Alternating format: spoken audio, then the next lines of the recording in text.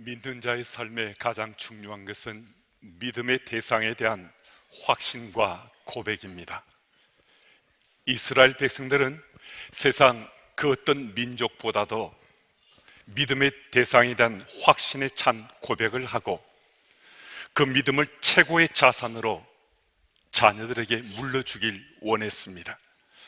오늘 본문 4절 말씀을 보면 그들은 믿음의 대상이 여호와 하나님이시고 그 하나님은 유일하신 하나님이시다 라고 자기 고백합니다. 5절 말씀을 제가 읽습니다. 너는 마음을 다하고 뜻을 다하고 힘을 다하여 내 하나님 여호와를 사랑하라. 신명기 기자는 아주 강하게 이스라엘 백성들에게 여호와 하나님을 사랑하라 라고 말씀합니다. 신명기 기자 까닭없이 이런 강력한 메시지를 말씀하시겠는가? 그렇지 않다는 거예요. 이 구절에서 모세는 지금 이스라엘 백성들에게 하나님께서 우리를 얼마나 사랑하시는지 우리는 다 잘 알고 있다. 그러니 우리도 하나님을 정말 사랑해야 되는데 하나님께서 우리를 사랑하시는 것, 그만큼 우리가 정말 하나님을 사랑해야 된다. 이 말을 아주 강하게 지금 선포하고 있는 거거든요. 그러니까 우리가 하나님을 사랑해야 하는 까닭은 우리가 먼저 하나님께 사랑받은 자이기에 그 사랑을 기억하고 우리들도 온 마음을 다해서, 온 뜻을 다해서, 온 힘을 다해서 하나님을 사랑해야 한다라고 말씀하고 있습니다. 그리고 이어지는 말씀 6절과 7절 전반부는 이렇게 기록되어 있습니다.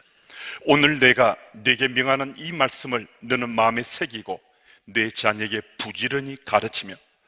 오늘 본문의 가장 핵심적인 메시지가 이 구절에 담겨 있습니다. 내가 먼저 해라. 부모인 너희들이 먼저 해라 라고 말씀합니다. 자녀에게 가르치기 위해서는 먼저 부모가 하나님의 사랑을 이 마음밭에 새겨야 된다는 겁니다. 마음에 새길 만큼 하나님에 대한 사랑이 우리 삶이 되어야 그것이 드러나서 자녀들에게 가르칠 수 있다라고 말씀합니다. 그럼 가짜가 아니라 진짜를 말하는 거예요. 자녀들은 그 누구보다도 우리 부모의 신앙이 가짜인지 진짜인지 잘 압니다. 여러분, 우리는 자녀들이 바른 믿음의 삶을 살길 원합니다.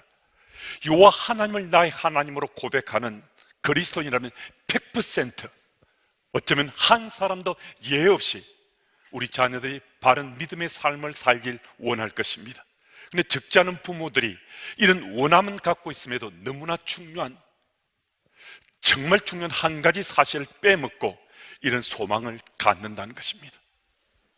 그 한 가지가 무엇일까요?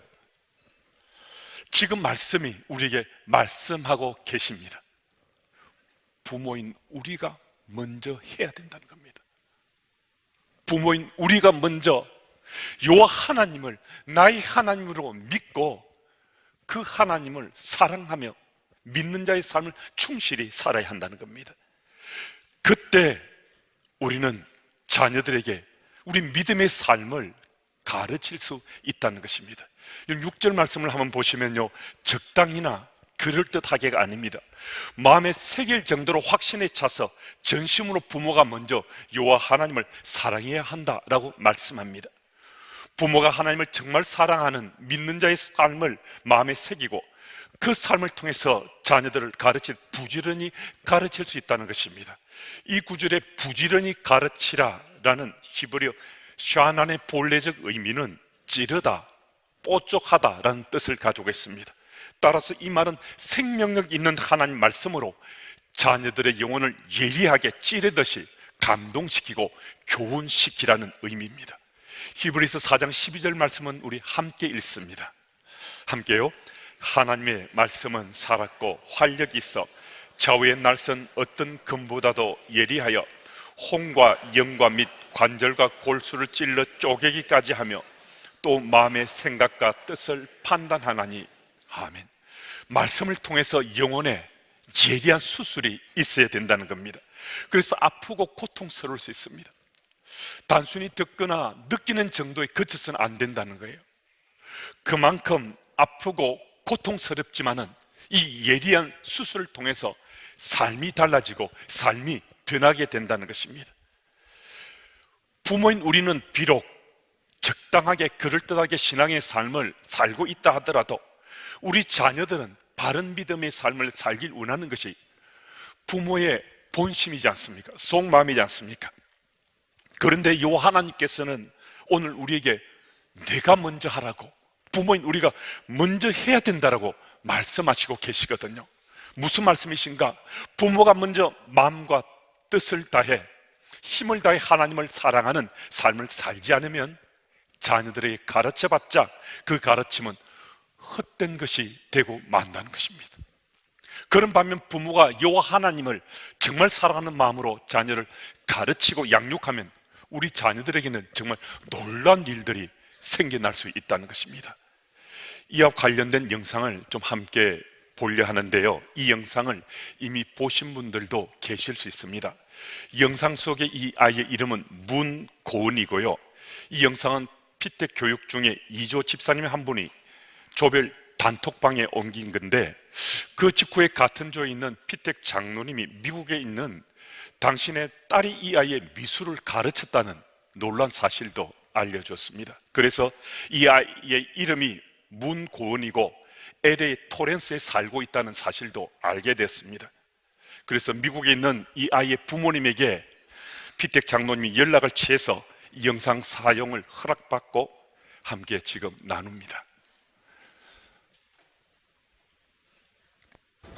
할머니, 내가 비디오에서 봤는데 김호준 목사님이 이랬어. 비디오 너무 감동이야. 그러니까 어떤 거지가 있었어. 근데 그 거지가 밥을 못 먹어가지고 죽을 뻔했어. 근데 그때 왕이 그 길을 거리고 있는 거야. 그러니까 왕이 이랬어. 너는 이제 내 아들이다. 너는 이제 궁전에 와서 나랑 같이 살 거다 라고 말했어. 근데 있는 거 있지. 그리고 소년이 따라가다가 이제 왕이 말했어. 네가 나를 따라갈 거면 네가 있는 것을 다 버려야 돼. 다 버려. 왜냐면 그래서 소녀는 자기 물건들을 바라봤어. 먼저 깡통. 그 깡통이 없었다면 밥을 못 먹어. 굶어 죽을 뻔했어. 그 다음에 이제 담요를 봤어. 그렇게 바람이 불을 때 담요가 지켜줬지. 근데 그 담요랑 깡통을 버리라는 거야. 너무 심각하지 않아? 그리고 마지막 수저. 수저는 제일 아끼는 거였어. 수저가 없었으면 밥도 못 먹었을 거야. 수저를 가장 좋아했어. 근데 그거를 다 버려. 그러니까 왜 버려야 돼? 그냥 나랑 같이 궁궐에 갖고 가면 안 되냐고. 근데 왕의 생각 아니면 말은 바뀌지 않아. 안 돼. 다 버려야 돼. 아니면 너 아직도 거지로 살 거야? 아니면 나랑 같이 와서 궁궐에서 살 거야? 이거 다 버리라니까. 그러니까 지금 김호주 목사님이 말하고 있는 뜻은 이거 하나님 진짜 막 하나님보다 뭐를 더 좋아하면 안 된다고. 하나님이랑 같이 헤이븐로 갈 거면 아무것도 들고 갈 수 없어. 깡통 그런 거를 갖고 가면 지금 하나님이 보시기에는 우리는 지금 거지야. 우리는 풀로 씬, 여기에 씬이 너무 많아. 우린 지금 거지야. 근데 하나님이 우리를 그렇게 사랑해서 지저스를 보내서 죽었지. 그러니까 3일에 일어났어. 그러니까 요거를 다 버리고 하나님을 믿으러 헤븐로 가는 거야. 자, 이제 할머니 잘 들었지? 거짓 스토리. 이제 끝이야.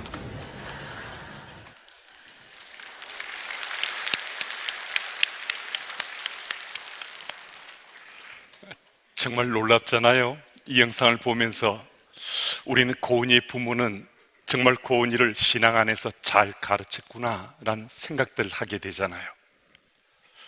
미국에 있는 이 꼬마가 한국에 있는 할머니에게 이 영상 메시지를 전할 수 있었던 것은 부모님이 하나님을 사랑하는 그 삶으로 부지런히 이 아이를 가르쳤기 때문입니다.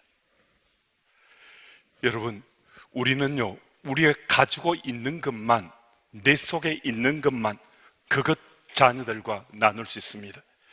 부모님 우리들이 내 속에서 하나님과 바른 관계를 맺고 하나님을 사랑하는 그것이 내 속에 있어야 내 속에 있는 그것 가지고 자녀들과 함께 믿음의 삶을 나눌 수 있거든요.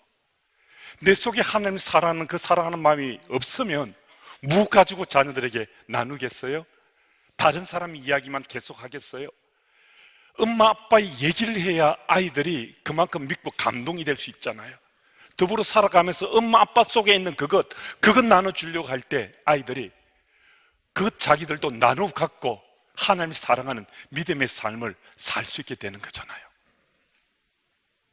하나님의 진리의 말씀이 부모의 마음밭에 담겨지고 역동하며 충만하게 그 빛을 발하게 되면, 그러면 그 삶은 부모의 그 마음밭에만 머물 수가 없습니다.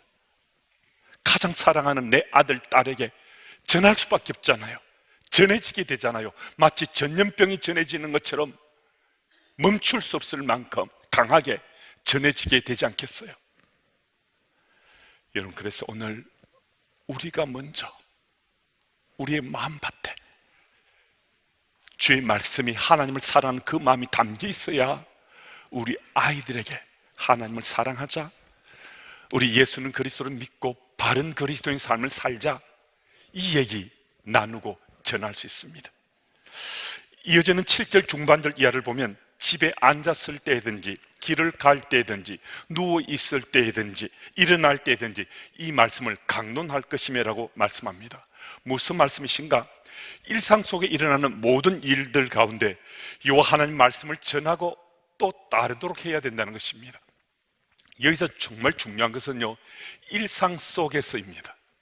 여러분, 한때 두 때는요 누구라도 이렇게 흉내 낼 수 있습니다. 한 번, 두 번은요 누구나 고은이 엄마처럼 그렇게 우리가 내 모습을 드러낼 수도 있습니다. 그런데 일상 속이라는 것은 한 번, 두 번만 말하는 건 아니잖아요. 일상 속이라는 의미는 매일매일 반복되는 평범한 그 일을 뜻하는 거잖아요. 특별해서가 아니라 매일매일 평범한 우리 삶 속에서 하나님 말씀을 강론했다는 것입니다. 이 구절의 강론은 히브리어 다바르를 번역한 것인데 쉽게 표현하자면 하나님 말씀을 이야기했다라는 뜻입니다. 유대인의 교육의 핵심은 이야기하는 것입니다. 아이들이 엄마 뱃속에 있을 때부터요, 엄마들은요 속삭이듯이 아이들에게 이 하나님 말씀을 이야기합니다. 아이가 태어나면요 베개가에서 아이들에게 이 하나님 말씀을 이야기합니다. 아이들이 좀 더 자라나면 밥상머리에서 하나님 말씀을 아이들에게 이야기합니다. 그러니까 아이가 자라는 순간순간 부모는 아이들에게 하나님 말씀을 이야기하는 것입니다. 그런데 이 다바르가 다른 이야기가 다른 것은 하나님 말씀으로 믿기에 이 이야기를 하는 부모들이 이 이야기는 반드시 성취될 것이야, 이 이야기는 반드시 이루어져 하는 마음으로 아이들에게 이야기한다는 겁니다. 이게 정말 놀라운 거잖아요. 오늘도 우리는 수많은 이야기를 합니다. 수많은 얘기를 나눕니다. 그런데 그 나눔 가운데 유대인의 이 엄마 아빠처럼 하나님 말씀을, 이것은 반드시 내 삶에 이루어져 그 아이를 축복하는 마음으로, 정말 사랑하는 마음으로 이 이야기는 내 인생이 반드시 성취될 것이야. 이 마음으로 유대인의 부모들은 자녀들에게 이야기한다는 겁니다. 이 구절에서 강론이란 뜻이 하나님 말씀이 성취될 것을 믿고서 일상 속에서 부모들이 자녀들에게 하나님 말씀을 이야기하고 또 이야기하는 것이라는 겁니다. 여러분, 우리 가정에도 이런 강론이 있습니까? 우리 가족들도 예수님 이야기를 또 하나님 말씀을 이렇게 편하게 서로 나누며 사십니까? 좀 쉬운 일은 정말 아닙니다. 하지만 2019년부터 우리는 가정이 신앙의 주체가 되고자 용기 내서 한 걸음, 발걸음을 떼기 시작했습니다. 엄마도 아빠도 아들도 딸도 일상 속에서 가족들이 함께 하나님 말씀을 이야기처럼 나누는 그런 가정들이 다 되길 소망하는 마음이 있습니다. 저도 목사지만은 이런 이야기를 계속하길 원하지만 이게 쉽지 않습니다. 아이가 이미 장성한 것도 있지만은 뭐 카톡을 통해서든 전화를 통해서든 부지런히 이 이야기를 하는 편인데도 아이가 제가 원하는 것만큼, 하나님 기도하는 것만큼 그렇게 하나님과 관계가 아주 특별한 것까지는 아니다라고 생각될 때가 때때로 있습니다. 그럼에도 저는 오늘도 이 소망 가지고 강론합니다. 아이하고 통화만 하면 이 이야기로 하나님 말씀이 제 아들의 삶 속에 꼭 이루어지길 바라면서 이 이야기합니다. 2019년 새해가 밝았는데 가정이 신앙의 주체가 되고자 하는 그 마음, 지금까지 그런 삶을 살아셨으면 계속 그 삶을 사시면 되겠고, 그런 삶을 혹 못 사셨다면 올해 2019년을 가정이 신앙의 주체가 되는 원년으로 삼고 함께 믿는 자의 삶을 우리 살아가시면 어떻겠습니까? 여러분, 내 속에 있는 것 가지고는 우리는 참 힘들고 피곤하고 지치고 아플 수밖에 없습니다. 하지만 성령 하나님께 도와주시면 우리 모두 가정이 신앙의 주체가 되어서 가정이 회복되고 가정이 새로워지고 정말 하나님 기뻐하시는 가정 공동체로 든든히 세워져 갈 수 있습니다. 하나님께서 우리 모두에게 은혜 베푸시길 원하십니다. 하나님께서 우리 가정이 행복해지길 원하십니다.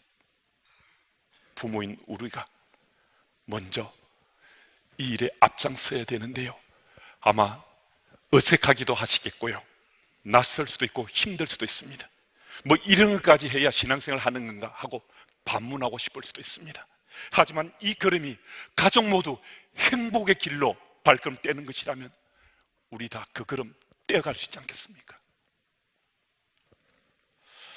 일상 속에 하나님 말씀을 강론하기를 즐기시는 여러분들이 다 되시기를 예수님 이름으로 축복합니다.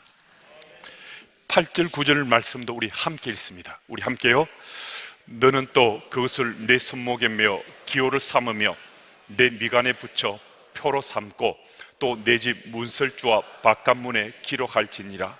아멘. 이스라엘 백성들은 하나님께서 이 말씀을 그들에게 주셨을 때 문자적으로만 이 말씀을 이해해서 이 말씀을 담은 작은 상자 테필린을 팔과 머리에 띠로 묶는 등 실제로 성구함을 몸에 차거나 그들의 바깥문에 걸어두었습니다. 하지만 이 말씀이 의도하는 본말은 이 말씀이 믿어지면 이 말씀대로 살아야 된다 하는 이 말씀을 강조하는 거였습니다. 그러니까 하나님과 우리 관계가 일상 속에서 보다 말씀 속에서 말씀하신 대로 우리가 살아야 된다 하는 이 말씀을 다시 한 번 더 일깨워주고자 이 말씀을 백성들에게 주신 거였거든요. 여호수아 1장 16, 17절 말씀을 제가 읽습니다.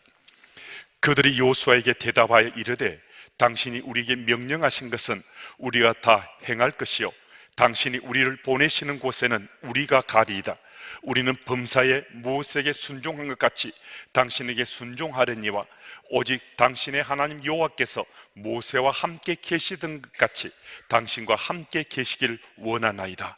아멘. 여호수아는 모세가 죽자 뒤를 이어서 가나안 정복 전쟁을 앞둔 시점에 이스라엘 지도자가 되었습니다. 하지만 모세의 권위와 여호수아의 권위는 이 비교 자체가 안 되는 거였습니다. 모세는 하나님과 직접 대면해서 율법을 받기도 하고, 모세가 거하는 곳이 어느 곳이든 하나님께서 함께 하신 흔적들이, 표징들이 곳곳에서 일어났습니다. 드러났습니다. 그래서 이스라엘 백성들은 모세라는 이름만으로 그의 권위에 순복하며 따를 수밖에 없고 모두가 따랐습니다. 비록 여호수아가 모세의 비서실장이었고 아말렉과의 대전투에서 대성을 거둔 용장이었고, 가나안을 정탐하러 갔을 때 사람 편에 서지 않고 하나님 편에 섰던 두 사람 중에 한 사람이었던 것 등등, 여호수아 탁월한 리더십을 가진 사람이었지만은 모세와는 이게 비견 자체가 불가한 것이었습니다. 그런데 오늘 본문 이 구절을 보면요, 이스라엘 백성들이 여호수아에게도 모세에게 하듯이 순복하고 따릅니다. 더욱이 르우벤 지파와 갓 지파와 므낫세 반 지파는요, 요단 동쪽에 이미 자신의 기업을 얻었습니다. 모세가 이들에게 이 기업을 미리 주었습니다. 그때 조건을 댔죠. 너희들의 이 기업을 주지만은 너희들이 가나안 정복 전쟁 때 앞장서서 같이 전투에 참여해야 된다 하는 이 조건으로 약속해 준 거거든요. 근데 모세는 죽었잖아요. 전쟁터 나가면 죽을 수도 있고, 그 지파가 상당한 해를 당할 수도 있고, 지파가 흔들릴 수도 있는데, 그러면 그냥 약속을 깨고 안 갈 수도 있잖아요. 그런데요, 이들이 말합니다. 모세에게 우리가 순복했던 것처럼 여호수아, 당신에게도 우리가 순복하겠습니다. 우리가 당신이 말씀하시면 그 말씀 따라 우리가 순복해서 가나안 전쟁에 앞장서 나가겠습니다. 지금 이 말 하고 있는 거거든요. 여러분, 어떻게 여호수아에게 이런 놀라운 리더십이 가능했겠는가?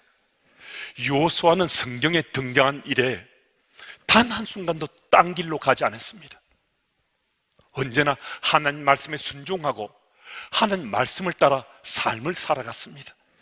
여호수아의 리더십의 권위는 하나님 말씀에 순종하고 그 말씀을 따라 살아갔던 삶의 권위였습니다. 우리 부모들도 자녀들 앞에 이런 권위가 정말 필요합니다. 높은 직위에 있고 좋은 직장에 있고 부자고 학벌이 좋고 집안의 배경이 대단한 이런 권위 말고 하나님 말씀에 순종하고 그 말씀대로 살아가는 부모의 권위가 정말 필요합니다.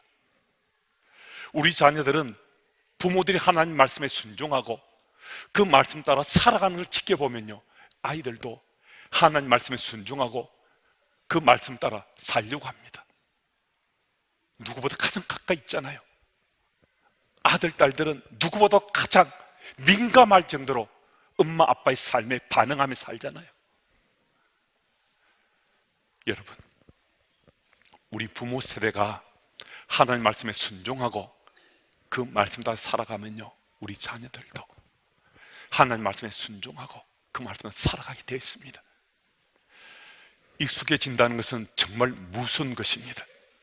하나님 말씀에 순종하는 데 익숙해지고 하나님 말씀대로 살아가는 데 익숙해지고 하나님 말씀을 나누는 데 익숙해지는 가정이 되면요, 그 가정은 정말 신앙이 우리 삶의 최고의 가치가 될 수 있습니다. 그래서 가정이 신앙의 주체가 되는, 그래서 행복한 가정을 꾸려갈 수 있습니다. 이전에 제가 섬기던 교회에서 새가족 환영회를 했을 때 있었던 일입니다. 불교에서 개종한 아내의 수년의 기도 열매로 이제 교회에 출석하게 되었던 남편 되시는 분이 새가족 환영회에서 인사를 했는데요, 주부의 자신의 이름이 실린 것이 아마 느낌이 좀 남달랐던 모양입니다. 그래서 주보에 자기 이름이 실린 것을 보고 의외로 감동을 받았다라는 이런 얘기를 꺼내는데요, 주부라는 이 단어가 익숙하지 않은 거예요. 그럼 주부라는 단어가 생각나지 않았어요. 그래서 잠시 버벅거리다가 마침내 이렇게 말했습니다. 그 찌라시 있잖아요. 그 찌라시에 내 이름이 기록되어 있어서 조금 마음이 감동이 되었어요. 좀 익숙해진 것은요, 입술을 통해서, 우리 삶을 통해서 드러나게 됐습니다. 하나님 말씀을 내 마음에 담고 살아가는 것이 우리 익숙해지면요, 익숙해진 것은요, 내 입술에도 내 삶으로도 드러나게 됐습니다. 2019년 가정이 신앙의 주체가 되고자 하는 이 발걸음을 떼기 시작했는데 쉽지 않습니다. 목사인 저도, 우리 가정도 쉽지 않다는 잘 압니다. 하지만 단 한 번도 포기한 적 없습니다. 단 한 번도 물러선 적 없습니다. 여러분, 우리 함께 하십시다. 저도 함께, 여러분도 함께 2019년 이 한 해가 가정이 신앙의 주체가 돼서 우리 가정이 회복되고 새로워지고 행복해지는 가정, 그 가정을 꾸려가는데 우리 함께 발걸음을 떼어가십시다. 그리해서 언젠가 세월 지나서 바로 2019년 이 한 해를 우리 가정이 행복해지는 바로 그 원년으로 자기 고백할 수 있는 여러분들과 제가 되기를 예수 이름으로 축복합니다. 하나님 아버지 감사합니다.